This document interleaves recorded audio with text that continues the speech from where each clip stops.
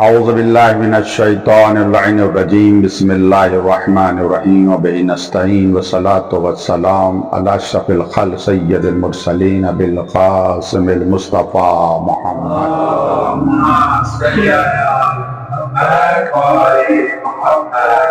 وآلہ الطیبین الطاہرین ولعنۃ اللہ علی اعدائہم اجمعین اما بعد۔ کلمات قصار نحو البلاغہ، اسی کے حوالے سے مسلسل گفتگو ہو رہی ہے، دروس ہو رہے ہیں۔ آج ہمارا 24واں درس ہے۔ چوتھی حکمت پیش کی جا رہی ہے آپ کے سامنے۔ اس چوتھی حکمت میں 4 جملے ہیں۔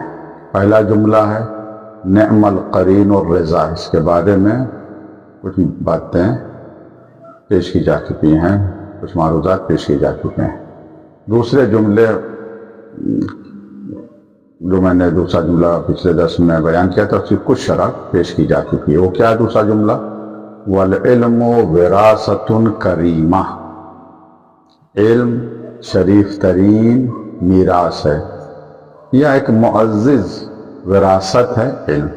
اسی کے حوالے سے ہماری گفتگو ہو رہی ہے۔ کچھ حدیثیں ہیں علماء کی فضیلت میں، 2 حدیثیں میں بیان کر چکا ہوں، آج 3-4 حدیثیں اور بیان کرنا چاہوں گا علماء کی فضیلت کے حوالے سے، کہ علماء کا کیا مرتبہ ہے، علماء کا کیا مقام ہے۔ مگر اس سے پہلے ایک آیت ہے، سورہ مجادلہ کی آیت نمبر 11، یرفع اللہ الذین آمنوا منکم والذین اوتوا العلم درجات۔ ایمان والوں، جو ایمان لائے ہیں ان کا، اور جنہیں علم دیا گیا ہے، اور پروردگار ان سب کے درجات کو بلند کرتا ہے۔ یہ قرآن کی آیت ہے۔ یہاں پر دیکھیں علم عمل کے ساتھ ہے۔ یرفع اللہ الذین آمنوا منکم، یہ جو ایمان لائے تم میں سے، کہتا ایمان کا مفہوم بہت وسیع تر ہے۔ حقیقی ایمان کیا؟ جو عمل کے ساتھ ہو، وہی کامل ایمان ہے۔ والذین اوتوا العلم درجات، اور جنہیں علم دیا کہ اللہ نے ان کے درجات کو بلند کیا۔ بہت علماء کے درجات بلند ہے۔ اب آتے ہیں ہم حدیث کی طرف۔ 2 حدیثیں میں نے بیان کی ہیں، آج تیسری حدیث ہے۔ پیغمبر اسلام حضرت محمد مصطفیٰ صلی اللہ علیہ وسلم آپ فرماتے ہیں اِنَّا مَثَلَ الْعُلَمَاءِ فِي الْأَرْضِ كَمَثَلِ النُّجُومِ فِي السَّمَاءِ۔ علماء کی مثال زمین پر ایسے ہی ہے جیسے ستاروں کی مثال آسمان پر۔ یُہْتَدَى بِهَا فِي ظُلُمَاتِ الْبَرِّ وَالْبَحْرِ، خشکی اور سمندر میں، یا انسان جنگل میں ہو، بیابان میں ہو، یا دریا میں ہو، سمندر میں ہو، اندھیرے میں اگر ہے تو راستہ کیسے پتہ لگاتا؟ وہ ہدایت کہاں سے حاصل کرتا؟ ستاروں کے ذریعے سے۔ یہ ایک علم ہے، علم نجوم، جس کو آتا ہے وہ ستاروں کو دیکھ کر راستہ بتاتا ہے۔ آج کل کے زمانے میں تو مشین کا دور ہے، پاس وغیرہ ایجاد ہو گیا، اس سے پتہ لگاتے ہونا، پہلے ایسے نہیں تھا، وہ ستاروں سے سمت کا پتہ لگاتے تھے کدھر ہمیں جانا ہے۔ تو اسی بات کو مد نظر رکھتے ہوئے یہاں پر تشبیہ دی گئی ہے۔ یُہْتَدَى بِهَا فِي ظُلُمَاتِ الْبَرِّ وَالْبَحْرِ، چاہے بر یعنی خشکی کا اندھیرا ہو، بحر یا سمندر کا اندھیرا ہو، ہدایت لی جاتی ہے ستاروں سے۔ وَإِذَا طُمِسَتْ أَوْشَكَ أَن تَزِلَّ الْهُدَاةُ، یہ جملہ۔ پھر اگر یہ ستارے بجھ جائیں، غائب ہو جائیں، خاموش ہو جائیں، ان کا نور خاموش ہو جائے، تو قریب ہے کہ جو رہنما بھی ہے وہ بھی گمراہ ہو جائے۔ پہلے زمانے میں لوگ چلتے تھے سفر کے لیے، تو ایک راستہ بتانے والا ہوتا تھا. سب کو تو راستہ نہیں پتا ہوتا تھا, رہنما ہوتا تھا, صحیح, جو بتاتا تھا یہ راستہ کہاں جاتا ہے, تو اسے لے کے جاتے تھے. اگر ستارہ غائب ہو جائے, بجھ جائے ستارہ, کب غائب ہو جاتا ہے, کب بجھ جاتا ہے ستارہ؟ بادل آ جائیں, ستارہ غائب ہو جائے گا نا, دکھائی تو نہیں دے گا. اب نہیں دکھائی دے رہا تو رہنما کیا ہوگا؟ منزل تک پہنچے گا, رہنمائی کرے گا, خود گمراہ ہو جائے گا. اب دیکھیں آپ کتنی خوبصورت تشبیہ دی ہے پیغمبر اسلام نے کہ ہمارے جو علماء ہیں, علماء ان کی مثال ستاروں کی طرح ہے. صحیح ہے, ان کی مثال ستارہ, جس طرح سے اندھیرے میں ستاروں سے رہنمائی حاصل کی جاتی, ویسے علماء سے رہنمائی حاصل کی جاتی ہے. ٹھیک ہے, صحیح, علماء ستاروں کی طرح. ستارے زینت ہیں, علماء بھی اس دنیا کے لیے زینت ہیں. واضح. دوسری حدیث میں بیان کر رہا ہوں آپ کے سامنے, بٹا صلوات میں محمد و آل محمد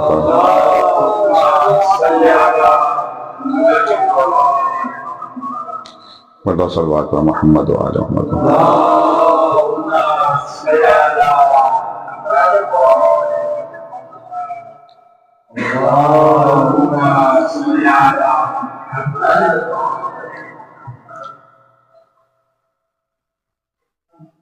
یہاں جو لفظ علماء آیا ہے, یا جو علماء کی تشبیہ ستاروں سے دی گئی ہو, یہ کہا گیا ہے کہ اگر ستارے غائب ہو جائیں تو پھر رہنما بھی گمراہ ہو جائے گا. اس سے مراد یہ کہ اگر ایک یہ بھی مطلب سمجھ سکتے ہیں ایک بات کہ اگر علماء خود غائب ہو جائیں, کیا مطلب علماء غائب ہو جائیں؟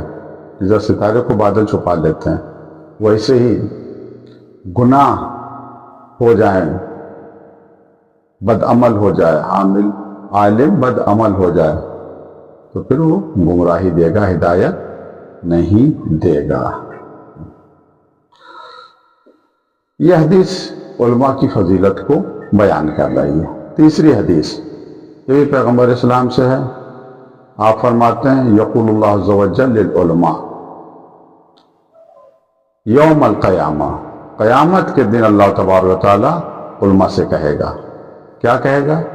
انی لم اجعل علمی و حکمی فیکم, ہم نے نہیں قرار دیا, نہیں وضع کیا, نہیں قرار دیا اپنے علم کو اور اپنے احکام کو, حکمی اپنے حکم کو, فیکم تمہارے اندر, الا مگر کس لیے, وَأَنَا أُرِيدُ أَنْ أَغْفِرَ لَكُمْ, مگر میں یہ چاہتا ہوں کہ تمہاری خطاؤں کے باوجود تم کو میں معاف کر دوں.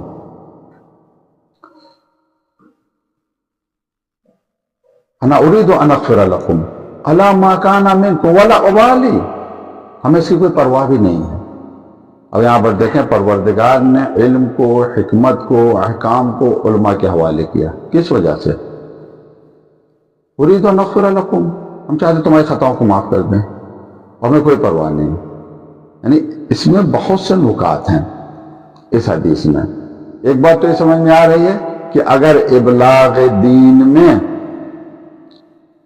دین کے پہنچانے میں, احکام خدا کے پہنچانے میں علماء سے اگر کوئی خطا ہوئی ہے, کوئی غلطی ہوئی ہے, عمدن نہیں سہون ہو گئی ہے, جسے خطا اجتہادی کہا جاتا ہے, تو پروردگار ان خطاؤں کو معاف کر دے گا, اس نے وعدہ کیا ہے.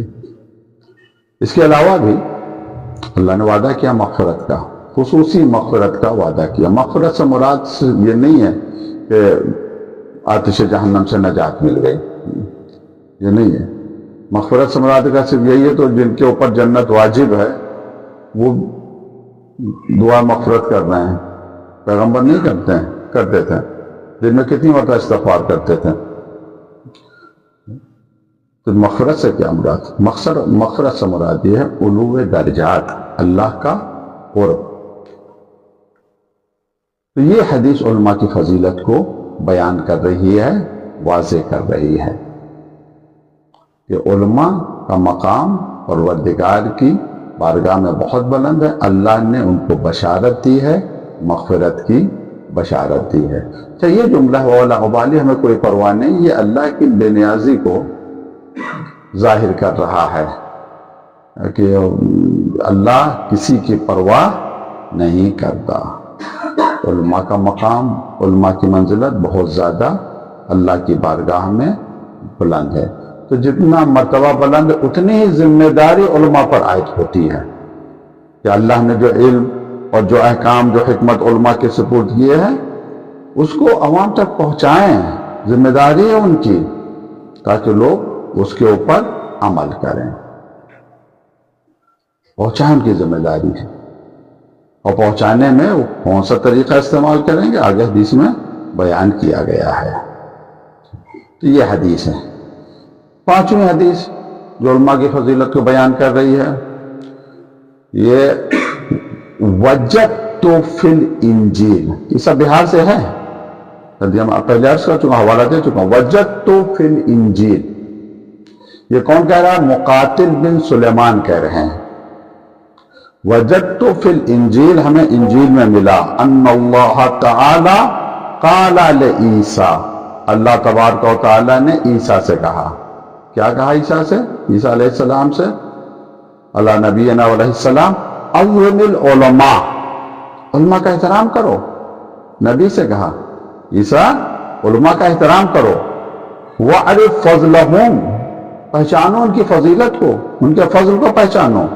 فَإِنِّي فَضَّلْتُهُمْ عَلَى جَمِيعِ خَلْقِي، ہم نے علماء کو فضیلت دی اپنی تمام مخلوقات پر، جتنی بھی مخلوقات ہیں سب پر ہم نے علماء کو فضیلت دی، إِلَّا النَّبِيِّينَ وَالْمُرْسَلِينَ، ہاں انبیاء اور رسولوں کو چھوڑ کر۔ انبیاء کا مقام الگ ہے، رسولوں کا مقام الگ، انہیں چھوڑ کر باقی جتنی بھی مخلوق ہے، چاہے وہ منطقی ہو، فلسفی ہو، نحوی ہو، جاہل ہو، ڈاکٹر ہو، انجینئر ہو، کیسا بھی، علماء کو پروردگار نے فضیلت دی ہے۔ کیسی فضیلت؟ کفضل الشمس علی الکواکب، ایسی فضیلت دی ہے جیسی فضیلت سورج کی ہے، کس کے اوپر؟ کواکب کے اوپر۔ کواکب کسے کہتے ہیں؟ کواکب کسے کہتے ہیں؟ ستارے کو، کوکب کی جمع کواکب۔ اچھا، بہت خوبصورت ہے یہ تشبیہ جو پیغمبر نے یہاں کو پر دی ہے۔ ہم ترجمہ پورا کرنے پھر وضاحت تھوڑی کریں گے۔ ایک یہ 3 تشبیہ ہیں اس میں۔ وَكَفَضْلِ الْآخِرَةِ عَلَى الدُّنْيَا، ہم نے علماء کو فضیلت دی، ایسی فضیلت جو آخرت کی فضیلت دنیا پر ہے۔ تیسری تشبیہ کیا ہے؟ وَكَفَضْلِ عَلَى كُلِّ شَيْءٍ، ہم نے وہ فضیلت علماء کو دی کہ ہماری فضیلت جو ہر شے پر ہے۔ اللہ ہر شے سے افضل ہے کہ نہیں ہے؟ ہر شے سے اکبر ہے کہ نہیں ہے؟ یہ 3 یہاں پر تشبیہیں ہیں وہ دی گئی ہیں۔ علماء کی تعظیم کا حکم، عظم العلماء، علماء کا احترام کرو، احترام کرنے کی تاکید کی گئی ہے۔ علماء کی زیارت کے لیے جاؤ۔ بعض علماء نے ایک حدیث نقل کی ہے امام علی بن ابی طالب علیہ السلام سے، اس میں علم کو جسم کی شکل میں پیش کیا امام علی علیہ السلام نے، جسے باڈی نہیں ہوتی، جسم، ہر جسم، سر ہوتا ہے، آنکھیں ہوتی ہیں، کان ہوتے ہیں، زبان ہوتی ہے، ہاتھ ہوتے ہیں، پیر ہوتے ہیں، میرے خیال پھر وہ جسم کو رہنے کے لیے مکان کی ضرورت ہوتی ہے، پہننے کے لیے کپڑے کی ضرورت وغیرہ وغیرہ، 20 یا 22 استعارے ہیں اس میں، حدیث میں 20-22 ہیں، بہت تفصیل سے۔ ان میں سے مولا نے فرمایا علم کے پیر ہوتے ہیں، پورا جسم ہے نا، علم کی آنکھیں ہوتی ہیں، علم کا سر ہوتا ہے، سر یہ ہے، آنکھیں وغیرہ وغیرہ، علم کے پیر ہوتے ہیں۔ اگر کسی کے پیر نہ ہوں چل پائے گا وہ؟ اپاہج ہے نا، نہیں چل سکتا، اپاہج ہے وہ کی۔ مولا کہتا ہے علم کے پیر، پیر کیا علم کے؟ زیارت العلماء، علماء کی زیارت۔ جو لوگ علماء کی زیارت کرتے ہیں، علماء کے پاس آتے ہیں، اس کا مطلب ان کے پیر صحیح و سالم ہیں۔ تو بہت زیادہ احترام ہے علماء کا۔ نہ انبیاء اور رسول کے بعد جو مرتبہ ہے وہ انبیاء کا ہے۔ اب ہو سکتا ہے یہ حدیث اس حدیث سے ٹکرا جائے. تو اگر انبیاء یا جو حدیث میں آیا علماء امتی افضل ہیں یا انبیاء بنی اسرائیل جیسے ہیں، تو بظاہر ایسا لگ رہا ہے کہ دونوں میں تعارض اور ٹکراؤ ہے. لیکن اگر غور کیا جائے، فکر کیا جائے تو کوئی تعارض اور ٹکراؤ نہیں ہوگا. علماء کے اقسام ہو جائیں گے. کچھ علماء ایسے ہیں جو انبیاء اور مرسلین سے افضل ہیں. وہ کون ہیں؟ یقینی طور پر وہ ائمہ معصومین علیہ السلام ہیں. نبی کو چھوڑ کر جیسا کہ ہے تمام انبیاء سے ان کا مقام بلند ہے، امامت کا مقام بلند ہے، مستقل ٹاپک ہے. اس طرح سے اگر ہم اس اعتبار سے لے جائیں. اور کچھ ہم ظاہر سی بات ہے کچھ ایسے ہیں کہ وہ ان کا درجہ جو ہے وہ انبیاء سے کم ہے. اس کو اس طرح سے ہم دیکھ سکتے ہیں بھئی جو یہاں پر جو علماء کہا گیا ہے، ہر نبی کا ایک دور ہے. صحیح ہے. جو قرآن نے کہا کہ ہم سب کو ان کے امام کے ساتھ بلائیں گے، یوم ندعو کل اناس بامامہم. امام سے مراد کیا ہے؟ رہبر، لیڈر. نبی بھی ہو سکتا ہے، رسول بھی ہو سکتا ہے، امام بھی ہو سکتا ہے. سب کو جو ہے امام ساتھ بلائیں گے. ہر نبی اپنی امت کے ساتھ مشہور ہوگا نہیں ہوگا. تو ہر نبی کے زمانے میں جو علماء ہیں وہ علماء اپنے نبی سے کم ہیں، ان کا درجہ کم ہے. جس نبی کے زمانے میں علماء زندگی گزار رہے ہیں، جس نبی کی امت میں علماء ہیں، تو جس نبی کی علماء اس سے ان کا درجہ کم ہے جا کر. لیکن ہو سکتا ہے کہ وہ دوسرے جو نبی ہیں، جیسے ہمارے پیغمبر اسلام حضرت محمد مصطفیٰ صلی اللہ علیہ وسلم، آپ کی امت کے جو علماء ہیں پیغمبر سے ان کا درجہ بن ہو سکتا ہے کہ ان کا درجہ اگر انبیاء کے برابر ہو یا اس سے بلند ہو. یہ ایک ایسا موضوع ہے کہ جس کے اوپر تفصیلی بحث کرنے کی ضرورت ہے. علماء نے اس پر بحث کی ہے. ہمارے یہ ہے کہ یہاں کو پر حدیث میں تشبیہ دی گئی ہے. کس بات کی تشبیہ دی گئی ہے؟ 3 تشبیہ دی گئی ہیں علماء سے. کیا؟ کفضل، ہم نے علماء کو فضیلت دی. کفضل الشمس علی الکواکب، ایسی فضیلت جیسی سورج کی کواکب کے اوپر ہے. یعنی ہم دیکھ لیں جتنے بھی مخلوقات ہیں وہ ستاروں کی طرح ہے، اور علماء سورج کی طرح ہیں. یہی نا تشبیہ ہے. سورج نکلتا تو ستارے غائب رہتے ہیں یا موجود ہوتے ہیں؟ غائب ہو جاتے ہیں. اس کا مقصد یہ ہے کہ علماء کا نور، علماء کی ہدایت سب کے اوپر غالب رہے گی. سب کے اوپر کیا مقصد؟ مقصد یہ علماء کو کسی کے تحت نہیں ہونا چاہیے، کسی کے نیچے نہیں ہونا چاہیے، بلکہ ان کے نیچے اوروں کو ہونا چاہیے. سنا کرتے ہیں یہ حدیث آپ نے سنا ہوگا، لبنان کا واقعہ ہے. وہ کوئی حاکم، کوئی بادشاہ آیا تھا، وہ آنے کے بعد لوگ آئے اس سے ملنے کے لیے. کہ کوئی عالم دین تھے، شیعہ عالم دین تھے، وہ ملنے کے لیے نہیں گئے. جب نہیں گئے تو کسی نے چغلی کر دی بادشاہ سے کہ وہ آپ سے ملنے کے لیے نہیں آیا، بہت متکبر ہے، شیعہ عالم ہے یہ وہ. بادشاہ نے بھیجا کسی کارندے کو، پولیس والے کو، پتہ لگاؤ کیا بات ہے، کیوں نہیں آیا، طبیعت خراب ہے، کیا ہے. تو نے پرچی پہ ایک حدیث لکھ دی. حدیث کا مفہوم کیا تھا؟ کہ بھائی ہم اس وجہ سے نہیں آئے کہ یہ حدیث پڑھ لو، تم خود سمجھ جاؤ گے ہم کیوں نہیں آئے. اذا رأیتم العلماء علی ابواب الامراء، اگر تم دیکھو علماء کو حاکموں کے دروازے پر، امراء کے دروازے پر. بہت ہی خراب علماء بھی ہیں اور بہت ہی خراب امراء بھی ہیں. اگر تم یہ دیکھو کہ امراء یعنی حکام یہ علماء کے دروازے پر، تو علماء بھی بہت اچھے ہیں، امراء بھی بہت اچھے ہیں. یہ حدیث ہے. اس حدیث سے کوئی اپنے فکر کوئی غلط نتیجہ بھی نکال لیتا ہے، کوئی صحیح نتیجہ بھی نکال لیتا ہے. ہم مطلق اس نہیں کہہ سکتے ہیں کہ ہمیشہ حکام جو ہیں وہ اچھے حکام وہی ہیں جو علماء کے پاس آئیں. نہیں، کچھ حکام ایسے ہیں جو بہت برے ہیں مگر علماء کے پاس آتے ہیں، سیاست کی وجہ سے آتے ہیں، دھوکہ دینے کے لیے آتے ہیں. کچھ بہت اچھے علماء ہیں جو حکام سے ملتے ہیں ضرورت کی وجہ سے ملتے ہیں، تقیہ کی وجہ سے ملتے ہیں. کیا ائمہ معصومین علیہم السلام بنی امیہ اور بنی عباس کے خلفاء کے پاس نہیں جاتے تھے؟ کتنے ایسے واقعات ہیں. لیکن اصل یہ ہے کہ علماء کو تابع نہیں ہونا چاہیے حکام کے، حکام کو تابع ہونا چاہیے علماء کے، اگر ہم چاہیں کہ معاشرہ صحیح ہو۔ مگر علماء ہوں جو واقعی علماء ہیں، جن کا کردار اور جن کا عمل گواہی دے کہ ہاں یہ عالم ہے۔ تو کفضل الشمس علی الکواکب، وہ فضیلت دی جو فضیلت سورج کی کواکب کے اوپر ہے، ستارے کے اوپر ہے۔ سورج کی روشنی ہر جگہ پہنچتی ہے، ویسے علماء ان کی ہدایت بھی ہر جگہ پہنچے۔ سورج کوئی فرق نہیں کرتا ہے، یہ غریب کا گھر ہے، یہ امیر کا گھر ہے، یہ اس کا ہے، اس کے ساتھ علماء کی کوئی فرق نہ کرے عوام میں۔ بڑے آدمی کے یہاں مجلس پڑھنا ہو تو دل لگا کے پڑھ دیا، غریب کے یہاں پڑھنا ہو تو اسی پڑھ کے چلے آئے جا کر، یہ فرق یہ نہیں کر سکتے۔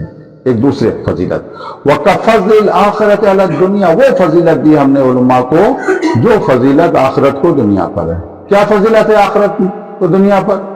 دنیا فانی ہے، آخرت باقی ہے۔ آخرت ہمیشہ رہے گی، باقی رہے گی، دنیا ختم ہو جائے گی۔ تو علماء باقی ہیں۔ آ جاتا ہے جب تک بھی پڑھ کے گئے اور آئے تھے اندر، تو علماء باقی ہیں جب تک یہ زمانہ باقی ہے۔ تو علماء کو فضیلت ہے جو آخرت کو دنیا پر۔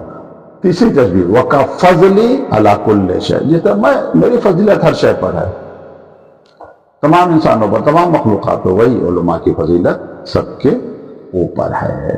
اور یہاں اوپر ہی علماء کی فضیلت کو یہ حدیث بیان کر رہی ہے۔ اس حدیث سے بہت سے نتائج نکالے جا سکتے ہیں، بہت نکات ہیں اس حدیث میں، کہ پروردگار نے کہیں کے اوپر سورج سے تشبیہ دی ہے، کہیں کے اوپر ستاروں سے تشبیہ دی ہے، نجوم کی طرح، علماء نجوم کی طرح، ستاروں کی طرح، سورج کی طرح ہے۔ اس سے ظاہر ہوتا ہے کہ علماء کا مقام شریعت میں، اسلام میں بہت بلند مقام ہے۔ کچھ حدیثیں میں پڑھ چکا ہوں گے ان کی عبادت کا کتنا زیادہ ثواب ہے۔ چھٹی اور آخری حدیث، قال رسول اللہ صلی اللہ علیہ وآلہ وسلم رحم اللہ خلفائی، اللہ رحم کرے میرے خلفاء پر، میرے خلیفہ پر، خلیفاؤں پر اللہ رحم کرے۔ فقیل یا رسول اللہ ومن خلفاؤ کا، کسی نے کہا اے اللہ کے رسول آپ کے خلیفہ کون ہیں؟ قال الذین یحیون سنتی، میرے خلیفہ وہ ہیں جو میری سنت کو زندہ رکھتے ہیں۔ وَيُعَلِّمُونَهَا عِبَادَ اللَّهِ، اور سنت کو سکھاتے ہیں، تعلیم دیتے ہیں اللہ کے بندوں کو۔ یہ ہے خلیفہ، یہاں خلافت منصب نہیں ہے کہ بیعت کر کے خلیفہ کسی بنا دیا جاتا ہے۔ ایک عمومی بات پیغمبر نے کہی کہ اللہ ہمارے خلیفاؤں پر، خلفاء پر رحم کرے۔ کون ہے آپ کے خلیفہ؟ ہمارے خلیفہ وہ ہیں جو ہماری سنت کو زندہ رکھے۔ کیا مقصد پیغمبر کی سنت کو زندہ رکھنا؟ پیغمبر کی سنت کو زندہ رکھنا یعنی پیغمبر کی سنت پر عمل کرنا۔ اچھا، صرف خود عمل کرنا کافی نہیں ہے، وَيُعَلِّمُونَهَا عِبَادَ اللَّهِ، اور اللہ کے بندوں کو سنت کی تعلیم دیں۔ یہ بہت ہی زیادہ اہم ہے۔ یہ 6 حدیثیں میں نے آپ کے سامنے عرض کی جن کا تعلق کیا تھا؟ علماء کی فضیلت سے تھا۔ علماء کی ذمہ داری، جس معاشرے میں ہم رہ رہے ہیں، جس سماج میں ہم رہ رہے ہیں، ہماری کیا ذمہ داری بنتی ہے؟ علماء کی ذمہ داری سماجی اصلاح کا اصول کیا ہے، اسلامی اصول کیا ہے؟ قانون ہونا چاہیے، قاعدہ ہونا چاہیے۔ آج آپ دیکھیں علماء ہیں یہاں پر، سینکڑوں کی تعداد میں علماء، گمراہی ہے کہ نہیں ہے؟ انحراف ہے کہ نہیں ہے؟ اچھا، پبلک سے پوچھیں جو عوام گمراہ ہے، بد عمل ہے، وہ ساری ذمہ داری علماء کے کاندھے اٹھا دیتی ہے۔ ارے علماء ہمارے ایسے ہیں، کچھ بتاتے ہی نہیں، وہ کہتے نہیں، کہتے کچھ لوگ کہہ جاتے ہیں علماء ایسے ہیں جو بتاتے نہیں۔ علماء سے پوچھیں کیا بات ہے بھیا، کیوں پبلک گمراہ ہے، کیوں عوام عمل نہیں کرتے ہیں، تو وہ ساری ذمہ داری عوام کے کاندھوں پر ڈال دیتے ہیں۔ ذمہ دار کون ہے اس سماج میں؟ ہم بانٹیں سماج کو، اپنی سوسائٹی کو، تو وہ دو ہی عالم ہے، جاہل ہے۔ علماء ذمہ دار ہیں یا عوام ذمہ دار ہے؟ کون ذمہ دار ہے؟ یہ حدیث بحار الانوار جلد نمبر 2 صفحہ نمبر 22، عن حارث بن مغیرہ، یہ حارث بن مغیرہ یہ ثقہ ہیں. شیخ نجاشی نے رجال نجاشی صفحہ 139 پر ان کے بارے میں لکھا ہے عظیم المرتبہ، ان کا مرتبہ بہت بلند تھا، کثرت سے روایت نقل کرتے تھے. یہ جلیل القدر کثیر الروایہ ان کے لیے ملتا ہے، معتبر ہے راوی. یہ حارث بن مغیرہ روایت کرتے ہیں لقینی ابو عبداللہ علیہ السلام فی بعض طرق المدینہ لیلاً، رات میں مدینے کی کسی گلی میں ہماری ملاقات کس سے ہو گئی؟ امام جعفر صادق علیہ السلام سے. فقال علی یا حارث، وقلت نام، کہا اے حارث، میں نے کہا نام، جی. آپ کسی کو مخاطب کرو کیا کہ جی میں حاضر ہوں. فقال، ایمان بولا، اما لا تحملن ذنوب صفحائکم علی علمائکم، کیا تم اپنے بیوقوف لوگوں کے گناہوں کو اپنے علماء کے سر ڈالنے کا ارادہ رکھتے ہو؟ یہ عجب جملہ، دیکھو غور کریں اس کے اوپر. تم لوگ جو بیوقوف ہیں، بیوقوف کون ہیں؟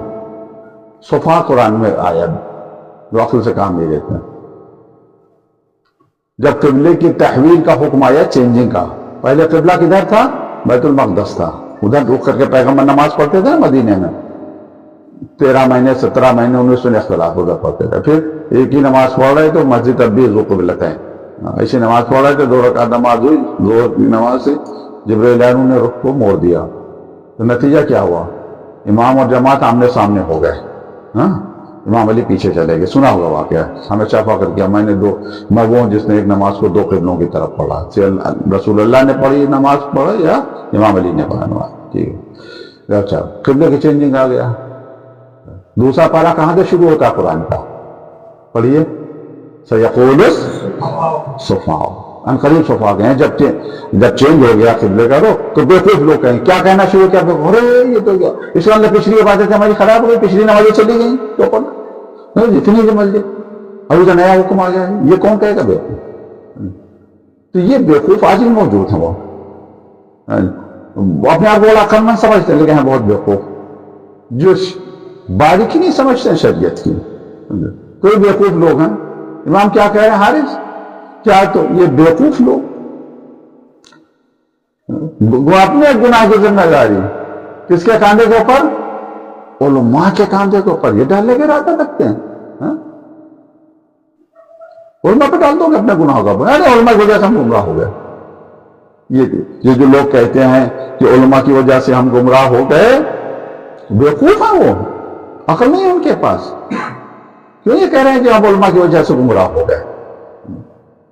اللہ نے عقل سب کو دی ہے، رہنو اللہ نے چاہ عقل دیا، ہدایت کا راستہ بھی ان سے کہا دیا ہے، چاہے تم کفر کرو چاہے تم شکر کرو. تو یہ بیوقوف لوگ ہیں جو ذمہ داری کس کے اوپر ڈال دیتے ہیں؟ کس کے اوپر ڈال دیتے ہیں؟ علماء کے اوپر. صحیح. اس کے بعد فقالا، اس کے بعد یہ امام علیہ السلام نے جو جملے کہے ہیں ان جملے کو پر آپ غور کریں. قالا، یہ امام کہہ کے چلے گئے، ان کی بات سمجھ میں نہیں آئی. یعنی یہ حدیث اگر ہم آگے والی اگر حدیث نہ پڑھیں، صرف یہ جملہ پڑھیں، ہماری سمجھ میں نہیں آئی. بہت غور کیا، کئی دنوں سے غور کرے کیا امام کہنا چاہ رہے ہیں. حالانکہ ہمیں تو عربی بھی نہیں آتی اس طرح سے جس طرح سے حارث کو آتی تھی، وہ تو عرب تھے نا، تو ان کو ٹھیک طریقے سے جملہ سمجھ میں نہیں آیا.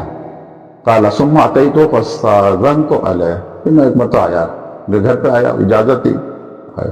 فقلت جعلت فداک، میں نے کہا میری جان آپ پر قربان. لما قلت، یہ آپ نے کیوں کہا یہ جملہ؟ لا تحملن ذنوب صفائکم علی علمائکم فقد دخلنی من ذلک امر عظیم. آپ نے ایسا کیوں کہا؟ یہ میں بہت متاثر ہوا ہوں اس سے، میں تو حیرت میں پڑ گیا ہوں. جہاں جب بیوقوف لوگ ارادہ ہے کہ اپنے گناہوں کا بوجھ علماء کے گردن پہ ڈال دیں، آپ کہنا کیا کہتے ہیں؟ اب دیکھیے امام کا کیا جواب. فقال نام، ہاں، ما یمنعک اذا بلغکم ان رجل منکم ما تکرہونہ مما یدخل فیہ بی علینا الاذی والعیب عند الناس. یہ جو حدیث کا جملہ ہے بہت ہی اہم ہے، اس پر دقت کرنے کی ضرورت ہے، غور کرنے کی ضرورت ہے۔ یعنی حارث خاص کر امام کے پاس آئے ہیں صرف اس جملے کے مفہوم کو سمجھنے کے لیے۔ وقت ختم ہو گیا، 30 منٹ ہو گئے۔ انشاءاللہ اگر زندگی رہی تو اگلے درس میں ہم اسے واضح کریں گے کہ امام نے کیا جواب دیا، کس طریقے سے یہ حارث مطمئن ہو گئے۔ دعا پروردگار سے پروردگار ہم سب کو اتنی توفیق دے کہ ہم اچھی طریقے سے ائمہ کی احادیث کو سمجھ سکیں، اس کے اوپر عمل کر سکیں اور اسے عوام تک پہنچا سکیں۔ وآخر دعوانا الحمدللہ رب العالمین، والسلام علیکم ورحمۃ اللہ وبرکاتہ۔